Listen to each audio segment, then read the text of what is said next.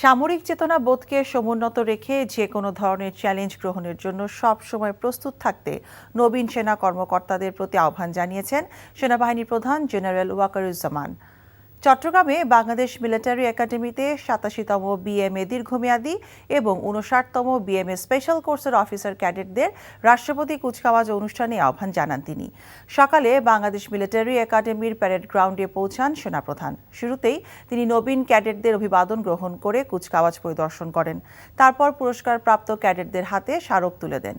এবার সব বিষয়ে শ্রেষ্ঠ কৃতিত্বের জন্য সোর্ড অফ অনার অর্জন করেন battalion senior under officer Abdullah Al Arafat.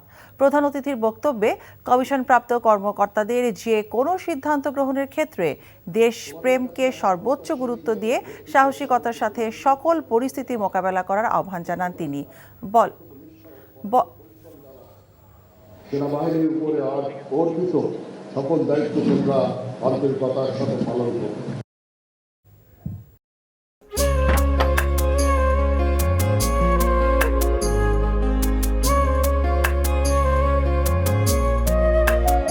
এটা আমাদের ঘর, আমরা দুজন মিলে সবকিছু গোছাবো।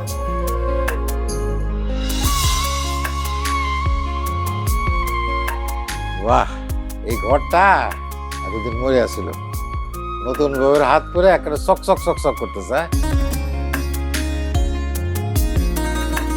যদি কখনো কোনো ঝড় এসে সব এলোমেলো করে দেয় তাহলে? আরে তুমি আসছো, তোমার বউয়ের হাতে রান্না খুবই চমৎকার। এলাকাটা ভালো না, একটু সবকিছু চোখে চোখে রাখেন।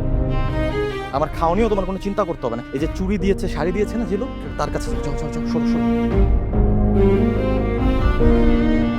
পৃথিবীতে মানুষের মানুষের সম্পর্কের বড় সমস্যা কি জানো?